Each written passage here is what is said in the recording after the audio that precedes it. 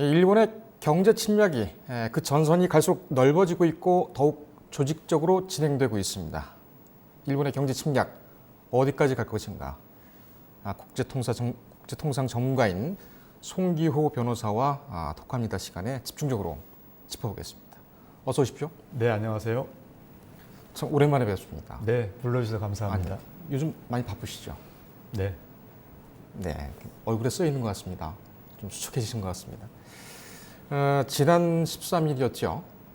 저희가 단독 보도를 했습니다만 변호사님께서 말씀해 주신 그런 내용 중에 북핵시설 부품 재수출 기업에 대한 일본의 은폐, 이 부분은 처음에 어떻게 확인을 하시게 되셨습니까?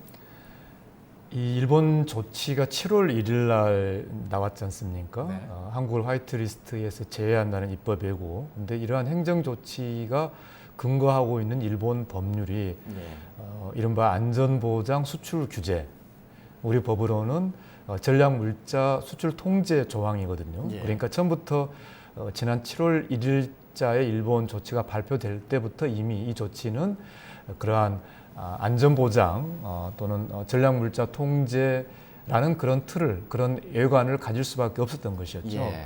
그래서 이제 그때부터 그러면 과연 일본은 이러한 전략물자 안전보장 수출 통제를 제대로 하고 있느냐. 네. 당시에 일본이 이 조치를 하겠다라고 하면서 국민에게 공개한 그 설명을 보면 한국이 지금 이제 우리 많이 익숙해져 있습니다만 네. 캐치홀 규제라고 하는, 그러니까 두 가지 방식이 있었던 거죠. 어떤 목록에 있는 것만 규제하는 방식, 그 다음에 목록에는 없는 나머지에 대해서 상황에 따라서 규제하는 방식. 네. 이 후자를 이제 일본에서는 캐치홀 규제라고 부르고, 이제 우리 법제에서는 그걸 상황 허가라고 부릅니다. 근데 이제 일본이 7월 1일자로 내놓은 일본 국민에게 왜 이 조치를 하는지 그 설명하는 자료를 보면 한국이 캐치홀 규제, 그러니까 비목록 이 안전보장 규제를 충분하게 못하고 있다는 것이 7월 1일부터 일본이 우리에게 했던 사실 이야기입니다. 그래서 그때 그러면 이제 일본은 과연 특히 민감한 북핵에 대해서 제대로 자신들은 잘 하고 있는지 그때부터 좀 확인을 했던 거죠. 예. 언론을 통해서 보도가 됐습니다만 이게 상당히 그때 저도 이 사실을 말씀을 들었을 때 좀 이럴 수가 있는가? 이거는 다분히 좀 의도적이지 않은가? 이런 의혹까지 갖게 됐는데 그때 당시에 이 지금 의미를, 이 사건이 어떤 의미를 갖는지 간단하게 좀 정리를 해주시죠. 그러니까 이제 IAEA, 그러니까 국제 원자력 기구가 북한 영변 핵시설 사찰을 이제 갔을 때 보니까 굉장히 첨단 일제 제품, 그러니까 이 원심 분리기에 사용되는 어떤 정밀도 높은 진공 펌프가 이제 있다는 걸 본 거죠. 그래서 이제 일본 정부에게 이제 통지를 한 거죠. 왜 이렇게 일본이 전략물자 통제를 잘못해서 버젓이 북한의 핵시설에 이게 사용되고 있느냐. 그래서 이제 일본이 조사를 들어간 거죠. 그래서 알고 보니까 이 일본의 이 회사가, 나가노라는 이 회사가 이 제품이 핵 개발에 사용되고 있다는 것을 알고 있었고, 그리고 이것이 대만으로 이것을 보냈을 때 이것이 북한으로 갈 수도 있다는 것을 알고 있었음에도 불구하고 이 제품을 대만으로 수출, 즉 대만을 통해서 재수출이 된 거죠. 근데 이게 적발이 됐는데 이것을 일본이 경고 조치에 그친 것이죠. 물론 이 사태 자체가 이미 당시에 언론이 보도됐고 그 자체가 은폐됐다기보다는 제가 제기를 하려고 했던 문제는 우리나라 내에서는 정확한 어떤 안보상의 그런 문제, 우리가 구체적으로 그런 북핵 시설과 관련된 전략물자 통제를 구체적으로 뭘 잘못했는지 그걸 전혀 제시하지 못하면서 심지어 자신의 나라가 잘못 관리한 자신의 일제 제품이 직접 핵시설의 중요한 어떤 소재로 지금 쓰고 있는 데 대해서는 그냥 경고 처분에 그쳤단 말이죠.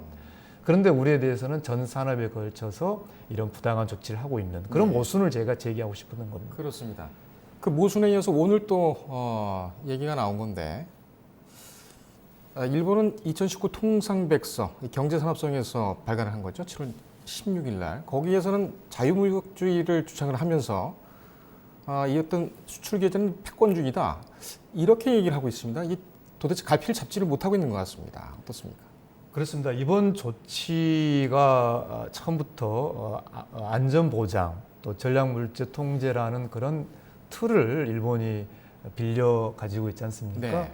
그것이 모순이죠. 왜냐하면 안보를 강조하면 할수록 이러한 규제를 정당화할 어떤 안보적 사유, 예. 한국이 전략물자 통제를 잘못하고 있다는 안보적 사실을 제시를 해야 되는데 네. 일본이 그걸 못하고 있는 것이죠. 근데 일본이 이렇게 극단적인 광범위한 후방 공급망 차단을 할 수 있는 법적 근거는 이거밖에. 예. 그게 적법한 건 아니지만 그 틀을 빌릴 수 있는 것은 이 안보 관련 사항밖에 없는 것이죠. 예. 따라서 이 모순이 결국은 오늘 제가 오늘 이제 보도하신 그 통상백서에도 나옵니다만 일본이 7월 1일 조치를 취한 후인 지난 16일자로 일본 정부의 공식적인 통상백서를 보면 네. 전혀 이번 조치와는 달리 가고 있는 거지 않습니까? 그렇습니다. 자유무역 이야기하고 이미 이게 글로벌한 어떤 밸류 체인이 얽혀 있기 때문에 예. 이 국제 분업 체제에서 문제가 생기면 두 나라 사이에만 문제가 생기는 게 아니라 전체 국제 질서, 국제 분업에 큰 폐해가 생긴다라는 게 일본 정부의 공식 백서에 들어있단 말이죠. 예. 대외적으로는 그렇게 하면서 우리에게는 이런 안보를 빌미로 삼는 이런 수출 규제를 하는 모순, 이 모순이 있기 때문에 저는 이 조치들은 장기적으로는 동력을 잃을 것이다 그렇게 생각합니다. 자, 이 WTO 얘기는 잠시 후에 말씀을 더 나누겠습니다만 이렇게 일본이 자기네 정책에 대해서 그 근거를 오늘 다르고 내일 다르고 이렇게 모순되게 하는 것은 나중에 국제중재라든지 이런 곳에 가서 우리한테 좀 유리하게 사용될 수가 있을까요? 그렇죠. 기본적으로 일본 스스로도 통상백서 이야기했습니다만 네. 일본이 통상국가 또 자유무역 국가 일본을 오랜 동안 추구를 해왔죠. 예. 그리고 국제무역 질서가 이런 안보 예외라는 것은 지극히 아주 극단적인 경우 지금 올해 인정된 것이 이제 러시아 우크라이나 네. 분쟁인데 실제로 전쟁과 유사한 상황까지 갔지 않습니까? 그러한 극단적 안보 조치를 제외하고는 안보 외를 원용할 수 없는 거고요. 예. 지금 말씀하신 것처럼 일본의 이 모순이 바로 그 지점인데 일본 정부가 이 러시아 우크라이나 분쟁에 일본 정부의 공식 의견을 낸 게 있어요. 그러니까 네. 세계무역기구 WTO 분쟁 절차를 보면 예.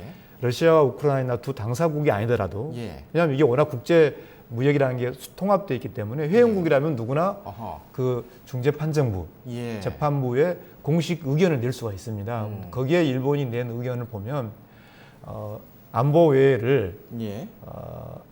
남용, 오용, 악용해서는 안 된다. 예. 그리고 이 안보 자신의 어떠한 안보가 침해됐고 이 조치가 왜 필요한지를 합리적으로 설명하지 않으면 안 된다라는 게 일본의 공식 입장이죠. 예. 그러한 모순을 일본은 이 세계무역 질서 분쟁에서도 피할 수 없을 것이라고 생각합니다. 그렇군요.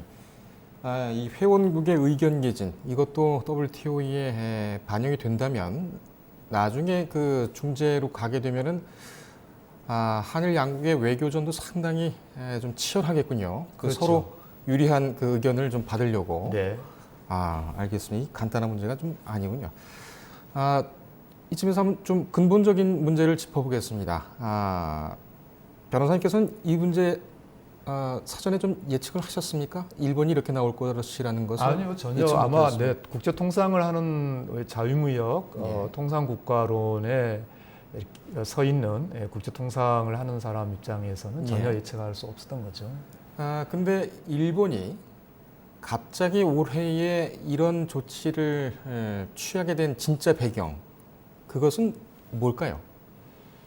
이제 아무래도 아베 총리와 이제 아소라든지 이제 그 주변 사람들의 생각을 우리가 네.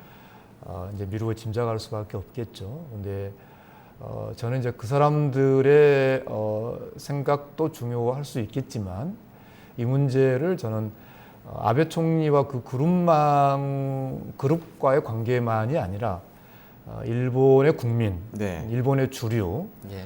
자유무역국가, 통상국가 일본을 지향하는 일본 산업과의 네. 소통이 대단히 중요하다고 생각합니다. 이제 그 점에서 저는 이 지난 정부 시기에 이른바 위안부 합의, 저는 합의라고 생각하지 않고 예. 법적으로도 합의가 아닙니다만 그 위안부 공동 발표를 하고 나서 그러니까 2015년 12월 28일 날 10억 엔을 우리가 현실적으로 받은 부분에 대한 정리가 반드시 필요하다고 봅니다. 네. 아베 총리 그 10억 엔이 아베 총리의 개인 돈이 아니기 때문에 그렇습니다. 그래서 일본 국민에게 이 10억 엔을 우리가 어떻게 썼고 그리고 그 공동 발표 후에 아베 총리가 강제 연행이 아니라고 했단 말이죠. 네. 그것은 결국은 위안부 문제의 본질을 인정하지 않은 거지 않습니까? 그것에 근거해서 우리는 이 공동 발표로 받았던 10억 엔을 일본 국민에게 반환하겠다. 그러한 즉 이 위안부 문제 해결되지 않았고 우리가 받은 10억 엔은 일본에게 반환하겠다는 이 절차가 지금 단계에서 우리가 꼭 중요하다고 봅니다. 왜냐하면 예. 이 수출 규제, 일본의 수출 규제 문제에 대한 우리의 접근, 우리의 자세라는 게 이게 생업의 문제이기도 하고 민생의 문제이고 또 네. 개별 기업의 회사의 입장에서는 1년의 그러니까 한 해의 생산 계획, 어떤 부품 조달 계획과 관련된 대단히 중요한 문제이기 때문에 예.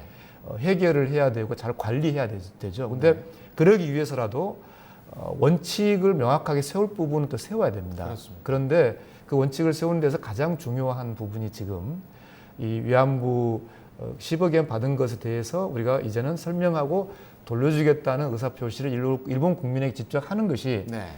아까 처음에 말씀드린 것처럼 일본 통상국가 자유무역국가 일본이라고 하는 그런 일본의 주된 정체성과 좀 더 우리가 발을 맞춰 나가는데 꼭 필요하다는 점을 말씀드리고 싶습니다. 알겠습니다. 사실 이 문제는 역사와 명분의 문제이기도 하고 우리나라 국민들과는 좀 달리 일본 내에서는 이 문제에 대해서 일본 국민들은 그다지 관심이 없다라는 그런 느낌이 좀 많이 듭니다. 그런 틈을 이용해서 아베 총리 같은 경우에는 또 더 쉽게 이 상황을 좀 이용을 하고 있는 것 같고요. 그렇죠. 그러니까 아베 총리와 그 그룹이 이러한 일련의 조치가 일본의 전체 국민 경제, 네. 일본이 자유무역 국가, 통상 국가 일본의 이익과 맞지 않은 상황이죠. 근데 이 맞지 않은 상황이지만 지금 이렇게 밀고 나가고 있는 그 배경 중에 하나는 이제 일본 국민 흔히 말하는 여론, 예. 여론이 항상 어떤 이성적이고 객관적인 건 아니지 않습니까? 네. 자꾸 이제 이렇게 부채질해지는 측면도 있고, 근데 그런 속에서 아까 제가 말씀드린 위안부 10억 엔을 한국이 받아놓고 화해치유재단 해산하고 이제 와서 뭐 거기에 대해서 아무런 이야기 없다, 뭐 이런 것들이 자체 어떤 감정적인 여론을 이용하려고 하는 사람들의 입장에서는 상당히 그렇죠. 어떤 이용거리가 되는 것이죠. 빌미가 될 수가 있겠군요. 그런 어떤 감정적인 여론들을 자꾸 이제 키워나가면서 아베 네. 총리가 저는 뭐 이 조치가 전체 일본 국민 경제에 유익하지 않기 때문에 이게 장기화될 것으로 생각하지 않습니다. 한 1년 정도 예. 뭐 물론 그게 잘 우리 입장에서 잘 관리돼야 되겠지만 네. 그렇지만 최대한 빨리 일본 내부에서도 좀 동력을 잃도록 네. 우리가 좀 일본에 대해서 잘 관리하는 것도 필요하다라고 봅니다. 알겠습니다. 오늘 아침에 그 고노도로 외무상이 우리 한국 주일 대사를 불러서 항의를 했습니다. 이제 강제징용 판결이 된 제3국 중재안은 뭐 명확하게 우리 측은 거부를 했고요. 근데 답변을 하지 않았다라고 얘기를 한 것이 워딩으로 지금 나오고 있습니다. 그러니까 왜 거부를 했느냐? 거부한 것에 대한 항의라기보다는 답변을 하지 않았다라는 항의를 했다고 합니다. 혹시 이게 오늘 나온 얘기긴 합니다만 여기에 어떤 배경이 있을까요? 어떻게 생각하십니까? 이제 이 중재위 문제, 청구권 협정에서 중재 문제에 대해서는 이제 우리 정부가 하나의 어떤 대응 방안을 이제 세워놓았지 않습니까? 그렇기 때문에 이제 저는 이제 대응 방안이 세워지기 전에는 다양한 어떤 의견, 대안들을 서로 토론을 할 수 있지만 일단 우리 정부가 중재위에 대해서 하나 입장을 이제 잡은 상황이기 때문에 거기에 최대한 힘을 실어줘야 된다라고 봅니다. 근데 지금 이제 일본의 이런 태도, 지금 앵커님이 말씀하신 답변을 하지 않았다라는 이런 지적들은 무엇을 의미하냐면은 이제 일본은 중재 과정에서의 어떤 여러 하자들을 주장을 하고 싶은 거죠. 그것을 좀 더 공식화하려는 것이고요. 근데 지금 상황에서 일본의 중재 요구가 가지고 있는 어떤 국제법적 하자가 뭐냐면 그 부분은 우리 정부가 우리 국민에게 좀 더 설명을 해주면 좋겠는데요. 그러니까 일본이 구체적으로 어떠한 중재를 요청한 것인가. 즉 우리 강제징용 특정 판결을 중재에 회부하려고 하는 것인가, 아니면은 앞으로 제기될 어떤 추가 소송에 대한 것인가, 아니면은 청구권 협정 해석을 위한 것인가. 그러니까 일본이 중재를 통해서 구체적으로 일본 중재의 내용, 그 구체적인 내용이 특정이 돼야 되는데, 이를테면 우리 법원에서 하는 일반 소송도 뭐 그냥 막연히 뭐 재판을 구합니다가 아니라 이를테면 뭐 돈을 100만 원을 그렇습니다. 뭐 구체적인 것이어야 되잖아요. 그러면 일본이 가령 이미 대한민국 대법원에서 확정 판결이 난 그 특정 사건, 그 특정 사건을 무효화하는 중재를 원하는 거라면 그거는 전혀 실익이 없거든요. 왜냐하면 그건 일본도 마찬가지고 우리도 마찬가지고 일본 최고재판소나 우리 대법원도 다 청구권 협정에 대한 해석을 이미 했단 말이죠. 우리 법이나 일본 법이나 두 나라 헌법 체제에서 법률에 대한 해석의 최고 권한은 법원이 가지고 있기 때문에 중재가 어떻게 나온다 하더라도 우리 법원 판결이 달라지는 건 아니기 때문에 특정 판결에 대한 중재를 원하는 것이냐, 아니면 앞으로 제기될 소송에 대한 것이냐. 근데 그 부분은 앞으로 제기할 우리 국민, 일본 국민까지 포함해서 국민의 기본권에 관한 것이란 말이죠. 그렇다면 결국은 이 청구권 협정의 해석에 관한 것일 수 있는 것인데, 그러면 이 청구권 협정을 해석한다는 것이 그러면 구체적으로 아까 다시 그 이야기가 돌아간다면 설령 이 청구권 협정을 통해서 일본이 이야기하고 있는 개인 청구권이 소멸하지 않는다라고 하는 중재가 설령 나온다고 하더라도 그러한 일반적 중재 가지고 우리 대법원 판결이 변경된다든지 이 중재 이후에 우리 법원이 거기에 구속된다든지 이런 것도 역시 아니란 말이죠. 그렇기 때문에 지금 상황에서 일본의 중재 요구가 어떤 실익이 있고 일본의 중재 요구가 구체적으로 무엇을 위한 어떠한 중재인지를 어떻게 요구하고 있는지를 그 부분은 좀 우리 정부가 우리 국민에게 좀 더 설명해 주면 좋겠다, 그런 생각입니다. 그러고 보니 그 부분에 대해서는 명확하게 발표가 있었거나 그런 거는 없었던 것 같군요. 제가 이제 간접적으로 확인한 바로는 이제 청구권 협정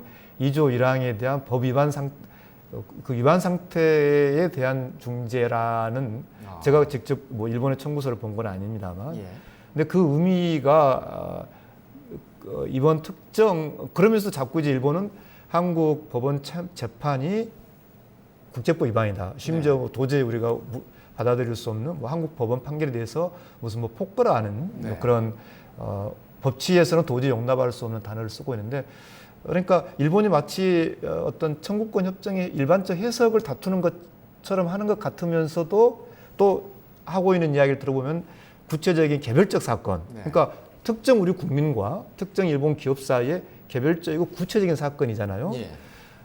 이것에 대해서 어떤 중재를 가지고 시비를 걸려고 하는 것 같은 또 모습도 보인단 말이죠. 그러면 과연 일본이 이야기하고 있는 중재가 정확하게 무엇인지 그것을 우리가 좀 우리 정부가 국민에게 설명하고 그것에 대해서도 가지고 있는 모순을 일본에 대해서도 정확하게 지적하는 것도 필요하다. 그리고 아까 말씀드렸습니다만 일단 중재 문제에 대해서 우리 정부가 하나의 어떤 대응 방향을 잡은 상황이기 때문에 정부의 대응에 힘을 실어줘야 되는 것이 마땅하다라고 생각합니다. 그렇습니다. 이건 좀 다른 얘기입니다만 지금 일부 언론을 비롯해서 내부 총질하는 것 아니냐, 매국이냐 애국이냐 이런 프레임으로 또 가고 있습니다. 특히 이제 어젠가요 오늘인가요 그 후지 TV에서는 한 논설위원이 우리나라 재계 인사의 말을 인용을 해서 문재인 대통령이 사임할 수밖에 없을 것이다 라고까지 얘기를 하고 있습니다. 그리고 지금 변호사님께서 말씀하시는 얘기를 들어보니까 우리나라의 사법 주권에 대해서도 상당히 하찮게 얘기를 하고 있는 것 같군요. 이거는 좀 뭐라고 해야 될까요? 근데 이제 앵커님 물론 이제 중요한 지적이시지만 저의 생각은 그것은 이제 어떤 주류적 견해, 그러니까 네. 주류적 영역은 아니라고 봅니다. 왜냐하면 아까도 말씀드렸습니다만 이 문제는 민생의 문제이고 또 예. 기업의 한 해의 또 생산 또 유통 어떤 재고의 사이클의 문제고 우리 경제에 중요한 어떤 기본 문제이기 때문에 어떻게 하면 이것을 통상국가 자유무역국가 일본의 국민 그런 주류와 소통하면서 일본 내부의 동력을 떨어뜨리고 또 필요한 어떤 지금 이제 대법원 판결에서도 우리 사회와 우리 국가가 이 문제를 단순히 피해자분들이 직접 법원에 찾아가는 법원 정문에서까지 가서 우리 법원을 통해서 해결하도록 그냥 내버려 둬라라는 게 우리 법원 판결은 아니거든요. 예. 그러니까 제가 드리고 싶은 말씀은 해결적 관점, 잘 관리해 나간다는 관점, 그 본래의 영역에서 일본의 어떤 일본 국민 경제에 부합하는 일본의 요구와의 소통, 또 우리 내부에서도 이 문제를 잘 관리해 나가면서 국가와 사회가 강제징용 피해자들을 위해서 어떤 적진 역할을 할 수 있을 것인가, 네. 이런 걸 가지고 좀 더 건설적이고 생산적인 영역에 좀 더 집중해야 하는 것이 어떻겠느냐. 아하. 그러니까 일부 후지티브 그런 보도라는 게 우리에게는 아무런 의미가 없는 거죠. 근데 네. 이제 그것에 대해서 우리가 어떤 이야기하는 것도 좋지만 우리의 상황은 그것보다는 좀 더 어떻게 하면 이것을 잘 해결하고 잘 관리해 나갈 것인가 하는 좀 더 어떤 주도적인 능동적 관점이 더 중요한 것 같고요. 예. 이게 서로 어떤 물론 이제 싸움을 걸어온 건 맞습니다만 네. 이게 어떤 죽자사자의 문제는 아니지 않은가 싶습니다. 예. 중요한 지적을 해주셨네요. 이 지역적이거나 단발적인 문제에 일일비하지 말고 전적인 판을 보고서 넓게 가야 된다는 그런 말씀으로 이해를 좀 하겠습니다. 실무적인 거를 좀 간단하게 좀 여쭤보겠습니다. 수출 품목 규제가 폭이 확대될 것으로 이제 보이지 않습니까? 곧 8월 1일 얘기도 나오고 7월 말 얘기도 나옵니다. 규제 대상 품목 1,100가지가 된다고 하는데 가장 가능성 있는 것은 무엇이라고 혹시 보시는지요? 굉장히 중요하고 다급한 질문이기도 한데 문제는 이제 개별 기업의 관점에서 봤을 때 어떠한 부품, 소재, 설비, 기술, 장비에서 일본의 공급이 이제 교란되거나 끊어지거나 지연될 것인가 이제 그 문제인데 이 문제는 개별 기업이 일본의 어느 기업과 또 어떠한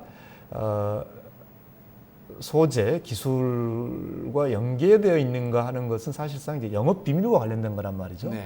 그러니까 그동안 한일 사회의 한일 간의 경제 분업 부분에 대해서 이제 총량으로 밸류 체인이라든지 네. 어떤 긴밀도 이런 어떤 전체 국민 경제적 연구는 되어 있지만 네. 이제 이 사태가 실질적으로 영향을 받는 것들은 개별 기업들이지 않습니까? 네. 그 개별 기업이 구체적으로 일본의 어디로부터 어떠한 기술, 소재, 부품, 설비를 가져오느냐 하는 것은 사실상 국가가 파악하기는 대단히 어려운 그렇군요. 문제이죠. 그렇기 때문에 지금 우리 정부로서는 일본의 규제 조치가 구체적으로 어떠한 어떤 영역이 있는 것인지, 이를테면 일본이 화이트 리스트에서 대한민국을 삭제한다고 하더라도 그것이 그동안의 3년간 포괄 허가가 전면적으로 다 중단돼서 이제는 건별 개별 허가로 가는 것은 아닙니다. 네. 그러니까 조금 일본 용어로 좀 복잡한 이야기일 수밖에 없습니다. 중요한 이야기에서 말씀드린다면 이제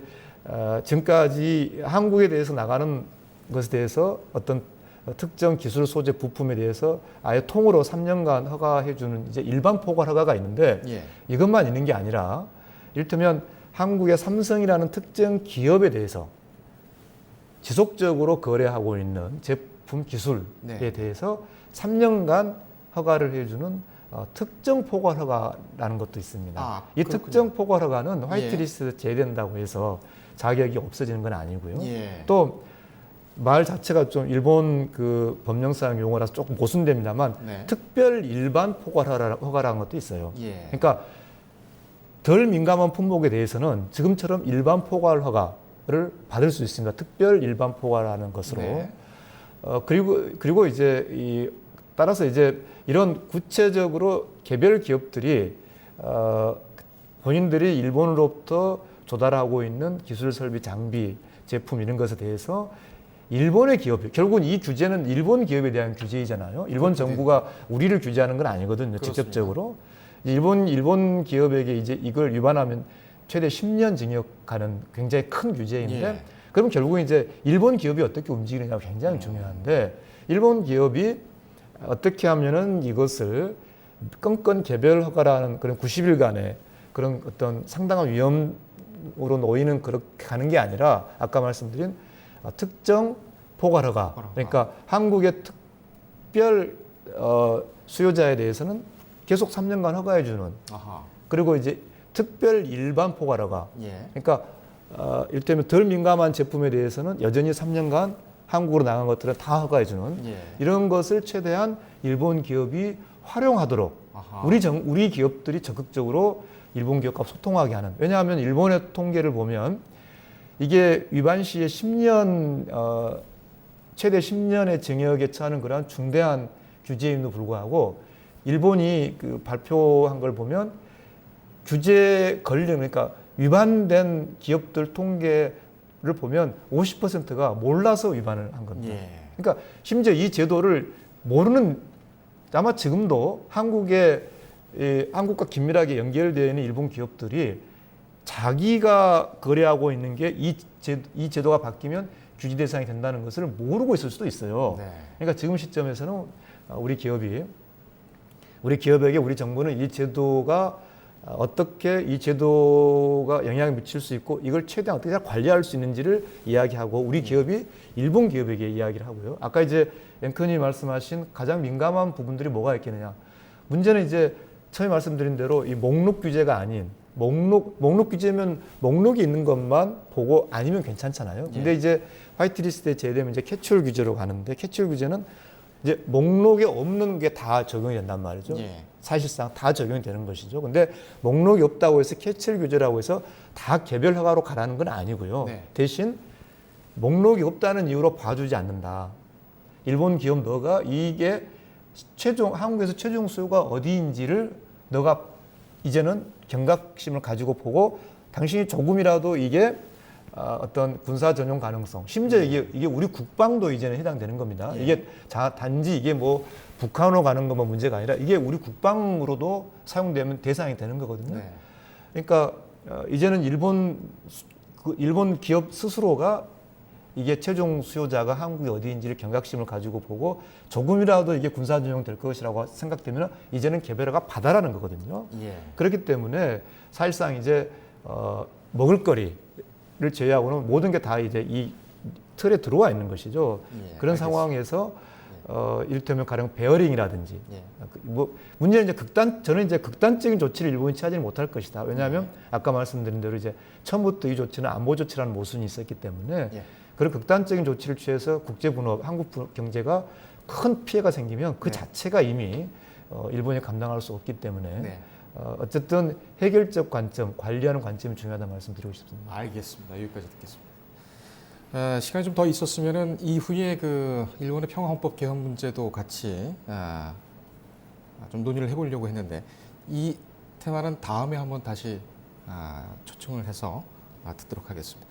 오늘 말씀 감사합니다. 네, 불러주셔서 감사합니다.